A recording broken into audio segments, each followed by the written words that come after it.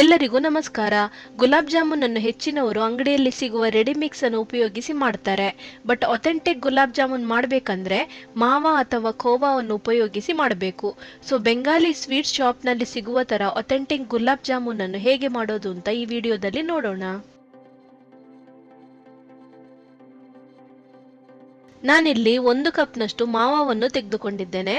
ಅದನ್ನು ಒಂದು mixing bowl ನಲ್ಲಿ ಹಾಕಿ, ಇದರ ಜೊತೆಗೆ ಅರ್ಧ ಕಪ್ನಷ್ಟು ಮೈದಾ ಹಿಟ್ಟನ್ನು ಹಾಕಿ, ಅರ್ಧ ಟೀ ಸ್ಪೂನ್ ಬೇಕಿಂಗ್ ಸೋಡಾವನ್ನು ಹಾಕಿ ಈ ಮೂರು ಸಾಮಗ್ರಿಗಳನ್ನು ಚೆನ್ನಾಗಿ ಬೆರೆಸಿಕೊಳ್ಳಿ.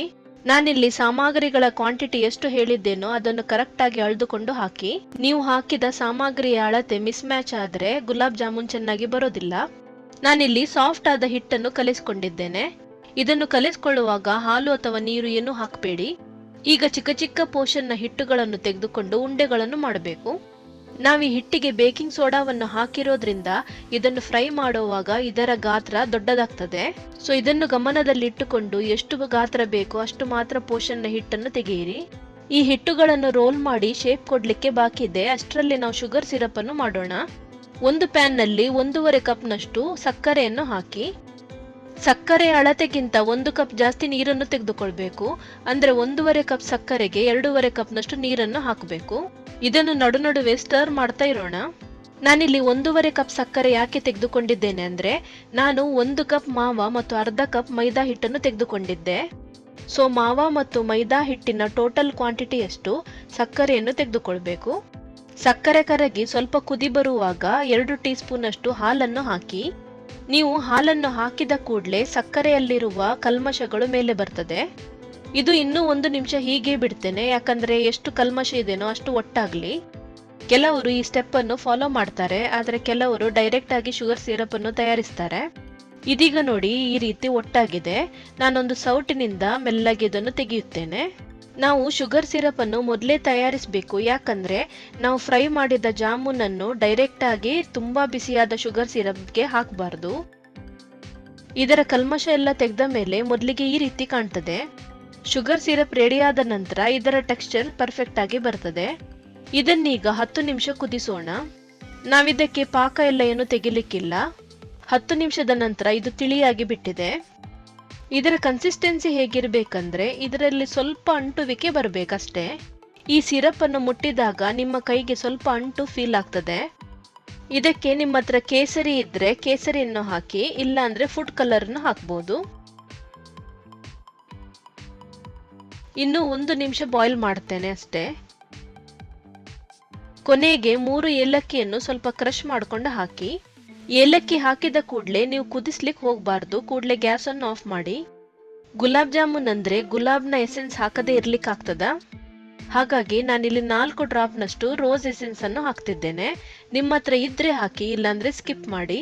ಬಟ್ ಯೂಶುವಲಿ ಗುಲಾಬ್ ಜಾಮೂನ್ಗೆ ರೋಸ್ ಎಸೆನ್ಸ್ ಹಾಕಿದ್ರೆ ತುಂಬಾ ಒಳ್ಳೇದಿರ್ತದೆ. ಗುಲಾಬ್ ಜಾಮೂನ್ನ ಶುಗರ್ ಸಿರಪ್ ರೆಡಿ ಆಗಿದೆ. ಇದನ್ನು ಸದ್ಯಕ್ಕೆ ಮುಚ್ಚಿಡ್ತೇನೆ. ನಾವಾಗ ಹಿಟ್ಟನ್ನು ಡಿವೈಡ್ ಮಾಡ್ಕೊಂಡಿದ್ವಿ ಅಲ್ಲ, ಅದಕ್ಕೀಗ ದುಂಡಾಕಾರವನ್ನು ಕೊಡೋಣ. ಮೊದಲಿಗೆ ನಿಮ್ಮ ಅಂಗೈಗೆ ಎಣ್ಣೆ ಅಥವಾ ತುಪ್ಪವನ್ನು ಸವರ್ಕೊಳ್ಳಿ. ನಂತರ ಒಂದೊಂದೇ ಹಿಟ್ಟಿನ ಪೋರ್ಷನ್ ಅನ್ನು ತೆಗೆದುಕೊಂಡು ಈ ರೀತಿ ಒತ್ತಿಕೊಳ್ಳುತ್ತಾ ತಿರುಗಿಸಿ. ಇದರಲ್ಲಿ ಒಂದು ಚೂರು ಸಹ ಕ್ರ್ಯಾಕ್ ಬರಬಾರ್ದು, ಆ ರೀತಿ ನೀವು ರೋಲ್ ಮಾಡ್ಕೊಳ್ಬೇಕು. ಸಪೋಸ್ ಇದರಲ್ಲಿ ಕ್ರ್ಯಾಕ್ಗಳು ಇದ್ರೆ ನೀವು ಫ್ರೈ ಮಾಡುವಾಗಲೂ ಸಹ ಇದರಲ್ಲಿ ಕ್ರ್ಯಾಕ್ಗಳು ಬರ್ತದೆ. ನಾನಿಲ್ಲಿ ಒಂದು ಚೂರು ಕ್ರ್ಯಾಕ್ ಇಲ್ಲದೆ ಈ ರೀತಿ ರೋಲ್ ಮಾಡ್ಕೊಂಡಿದ್ದೇನೆ. ಮೊದಲಿಗೆ 1-2 ಬ್ಯಾಚ್ ಫ್ರೈ ಮಾಡಲಿಕ್ಕೆ ಎಷ್ಟು ಜಾಮೂನ್ಗಳು ಬೇಕೋ ಅಷ್ಟು ಮಾತ್ರ ಹಿಟ್ಟನ್ನು ಈ ರೀತಿ ರೋಲ್ ಮಾಡ್ಕೊಳ್ಳಿ. ಉಳಿದ ಹಿಟ್ಟುಗಳನ್ನು ನೀವು ಫ್ರೈ ಮಾಡಿಕೊಳ್ತಿರುವಾಗ ರೋಲ್ ಮಾಡ್ಕೊಳ್ಬಹುದು. ಫ್ರೈ ಮಾಡಲಿಕ್ಕೆ ಎಣ್ಣೆ ಅಥವಾ ತುಪ್ಪವನ್ನು ಉಪಯೋಗಿಸಿ. ನಾನು ಇದನ್ನು ಹಾಕುವಾಗ ಎಣ್ಣೆ ಮೀಡಿಯಂ ಬಿಸಿಯಾಗಿದೆ. ಎಲ್ಲ ಬಾಲ್ಸ್ಗಳನ್ನು ಹಾಕಿದ ನಂತರ ಉರಿಯನ್ನು ಸಣ್ಣಕ್ಕೆ ಮಾಡಿಕೊಳ್ಳಿ. ಈ ಜಾಮೂನ್ಗಳನ್ನು ಸಣ್ಣ ಉರಿನಲ್ಲಿ ನೀವು ಫ್ರೈ ಮಾಡಬೇಕು. ಒಂದು ಬ್ಯಾಚ್ ಫ್ರೈ ಮಾಡಲಿಕ್ಕೆ 4ರಿಂದ 5 ನಿಮಿಷನಾದ್ರೂ ಬೇಕಾಗ್ತದೆ. ನಡುವೆ ಈ ರೀತಿ ಸ್ಪೂನ್ ನಿಂದ ಮಾಡಿಕೊಳ್ಳಿ. ಇದು ಫ್ರೈ ಆಗುತ್ತಿದ್ದ ಹಾಗೇನೆ ಇದರ ಗಾತ್ರದಲ್ಲಿ ಬದಲಾವಣೆಯನ್ನು ನೀವು ಕಾಣಬಹುದು.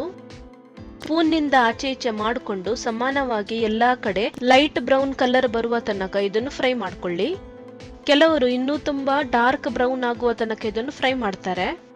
ಬಟ್ ನಾನು ಯೂಶುವಲಿ ಲೈಟ್ ಬ್ರೌನ್ ಆಗುವ ತನಕ ಫ್ರೈ ಮಾಡಿಕೊಂಡು ನಂತರ ಹೊರಗೆ ತೆಗೆಯುತ್ತೇನೆ. ನಾವು ಇಷ್ಟೆಲ್ಲ ಪ್ರೊಸೀಜರ್ ಮಾಡುವ ತನಕ ಶುಗರ್ ಸಿರಪ್ ಮೊದಲಿನಷ್ಟು ಬಿಸಿ ಆಗಿರೋದಿಲ್ಲ. ಈ ಫ್ರೈ ಮಾಡಿಕೊಂಡ ಜಾಮೂನನ್ನು ಕೂಡಲೇ ಶುಗರ್ ಸಿರಪ್ಗೆ ಹಾಕಬೇಡಿ, ಒಂದು 2 ನಿಮಿಷದ ನಂತರ ಹಾಕ್ಕೊಳ್ಳಿ. ಬಿಸಿಯಾದ ಜಾಮೂನನ್ನು ಕೂಡಲೇ ಶುಗರ್ ಸಿರಪ್ಗೆ ಹಾಕಿದ್ರೆ ಜಾಮೂನ್ಗೆ ನೆರಿಗೆ ತರ ಬರ್ತದೆ. ಇದನ್ನು ಹಾಕಿದ ನಂತರ ನಾನು ಜೆಂಟ್ಲಿ ಒಂದ್ಸಲ ಇದನ್ನು ಮುಳುಗಿಸ್ತೇನೆ. ಶುಗರ್ ಸಿರಪ್ ಅನ್ನು ಇದು ಹೀರ್ಲಿ, ಅಷ್ಟರ ತನಕ ನಾವು ಬೇರೆ ಜಾಮೂನನ್ನು ಫ್ರೈ ಮಾಡೋಣ. ನಾನೀಗ ಸೆಕೆಂಡ್ ಬ್ಯಾಚ್ನ ಫ್ರೈ ಮಾಡಿದ ಜಾಮೂನ್ಗಳನ್ನು ಹಾಕುವಷ್ಟರಲ್ಲಿ ಫಸ್ಟ್ ಬ್ಯಾಚ್ನ ಜಾಮೂನ್ಗಳು ಆದಷ್ಟು ಶುಗರ್ ಸಿರಪ್ ಅನ್ನು ಹೀರಿಕೊಂಡಿವೆ. ಉಳಿದ ಎಲ್ಲಾ ಜಾಮೂನ್ಗಳಿಗೆ ಇದೇ ಪ್ರೊಸೀಜರ್ ಅನ್ನು ಮಾಡಿ. ನಾನಿದನ್ನು ಒಂದು ಅರ್ಧ ಗಂಟೆ ಪಕ್ಕಕ್ಕಿಡ್ತೇನೆ.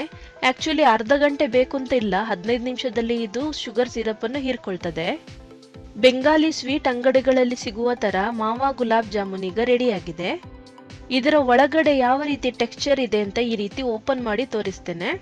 ಈ ಗುಲಾಬ್ ಜಾಮೂನ್ನ ರೆಸಿಪಿ ಬಗ್ಗೆ ನಿಮ್ಮ ಅನಿಸಿಕೆಯನ್ನು ಕಮೆಂಟ್ ಮೂಲಕ ತಿಳಿಸಿ.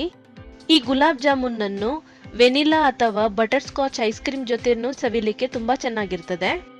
ಉಳಿದ ಗುಲಾಬ್ ಜಾಮೂನ್ ಅನ್ನು ಒಂದು ಏರ್ಟೈಟ್ ಕಂಟೈನರ್ ನಲ್ಲೇ ಹಾಕೊಂಡು 1 ವಾರ ತನಕ ಫ್ರಿಜ್ ನಲ್ಲಿ ಸ್ಟೋರ್ ಮಾಡಬಹುದು. ನಾವು ಮತ್ತೊಮ್ಮೆ ಹೊಸ ರೆಸಿಪಿಯೊಂದಿಗೆ ಭೇಟಿಯಾಗೋಣ. ಎಲ್ಲರಿಗೂ ಧನ್ಯವಾದಗಳು.